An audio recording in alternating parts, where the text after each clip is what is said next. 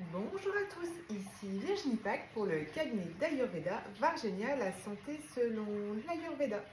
Vidéo du jour pour vous présenter le couple, la grossesse vue selon l'Ayurveda. Donc déjà, en Ayurveda, on va avoir une recherche des partenaires qui va être différente que nous en Occident. En Occident, bien sûr, il y a les sentiments, les coups de foudre, l'amour, etc. Le couple vu l'Ayurveda est quand même différent. En Inde, en fait, il y a une connaissance profonde de chaque personne. À la naissance d'un enfant, dans les mois qui suivent, les parents vont réaliser ce qu'on appelle le thème astral védique de l'enfant, en fait, afin de comprendre son chemin de vie et donc pour aider les parents à accompagner leur enfant au mieux. Donc ça, c'est une première chose.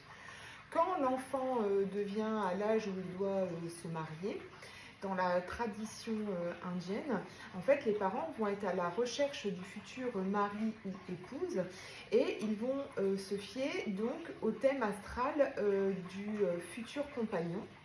Et on va essayer de retrouver en fait le thème astral qui va être le plus correspondant au thème astral du conjoint afin d'avoir une cohésion dans le couple, mais par rapport au cheminement de vie, au chemin de vie, pour que les êtres se complètent. Donc je sais, hein, pour nous en Occident, tout ça, ça paraît complètement fou, parce qu'on met les sentiments à la base de tout, hein, ce qui est tout à fait normal. Mais en Inde, en fait, ils pensent que les sentiments peuvent passer, alors que quand on choisit la personne par rapport à son thème astral, eh bien, ça va donner une vraie cohésion dans le couple et vraiment une symbiose au niveau de qu'est-ce qu'est venue faire la personne dans cette incarnation et vers quoi elle va donc évoluer et qu'on est le meilleur conjoint pour aller vers cela d'une part et d'autre. Donc ça, c'est une chose pour le couple. Bien évidemment, hein, on oublie ça ici en Occident, mais c'est simplement pour vous expliquer un petit peu comment c'est vu en Inde. Deuxième chose, donc la grossesse.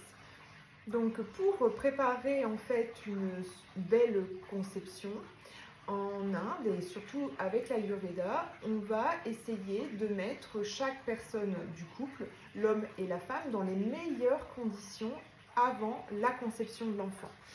Donc qu'est-ce qu'on va faire? On va donc réaliser des massages, par exemple, comme du type Abhyanga, pour aller purifier l'organisme, aller le détoxifier.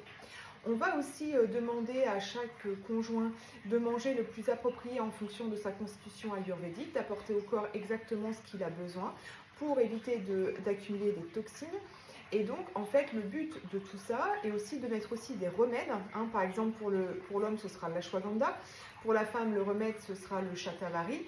Pour, en fait, préparer les organes sexuels à amener le meilleur pour la conception de l'enfant. Par exemple, chez l'homme, ça va être amener les spermatozoïdes de la meilleure qualité possible et chez la femme, de créer les meilleurs ovules possibles pour que, en fait, l'enfant qui va naître de cette union sera le plus fort possible et aura reçu les meilleures caractéristiques à la fois du papa et de la maman. Donc, en Ayurveda, on pense que cette préparation doit prendre 12 mois. Donc je pense aussi à toutes les personnes qui peuvent avoir des difficultés à avoir des enfants.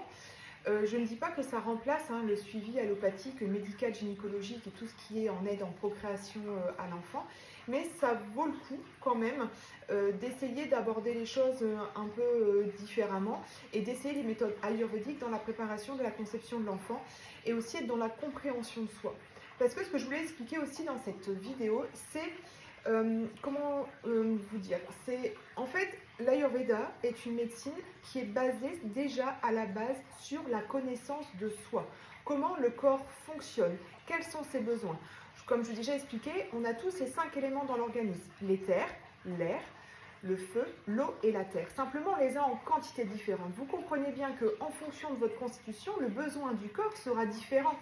Donc si déjà vous ne mangez pas adapté par rapport à votre constitution, que vous incorporez plein de toxines, de mauvaise digestion, etc., eh ben, votre corps il ne fonctionne pas de sa manière optimum.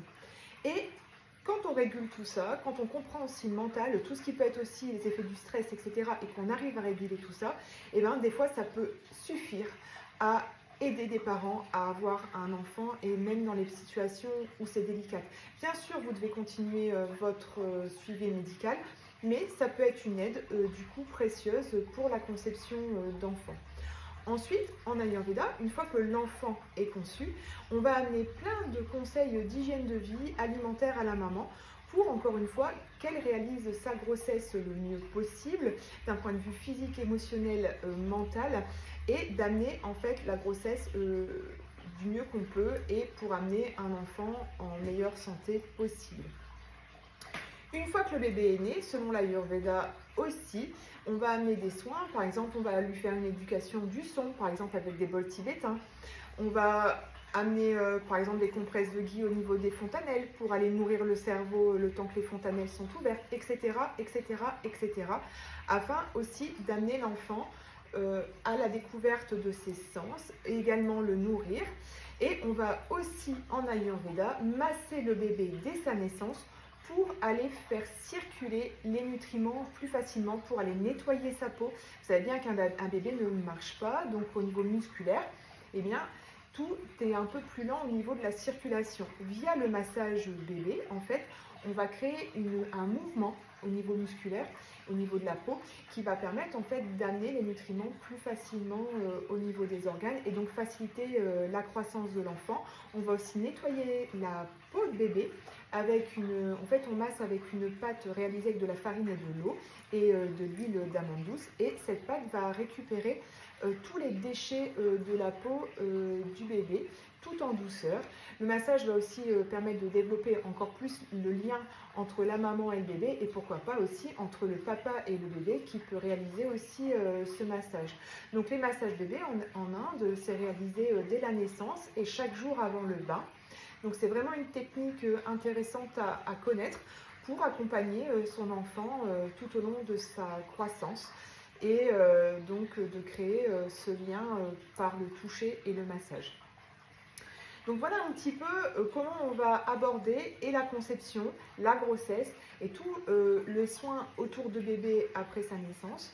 On peut aborder tout ça en consultation ayurvédique, donc c'est quelque chose que je propose ici au cabinet. Je propose aussi l'initiation au massage bébé pour apprendre les mamans à réaliser ce soin avec leur bébé. Le soin du massage, par exemple, peut soulager aussi les coliques. Donc c'est des choses quand même intéressantes à savoir quand on a un bébé, et donc de l'accompagner là-dessus. Donc voilà un petit peu, donc je vous ai dit tout ce que comporte le thème de l'enfant, de la grossesse et la parentalité selon l'Ayurveda. N'hésitez pas à me contacter si vous voulez des renseignements supplémentaires, je me ferai un plaisir de vous répondre. Et je vous dis à très vite sur un autre thème de l'Ayurveda. À bientôt les amis, namasté.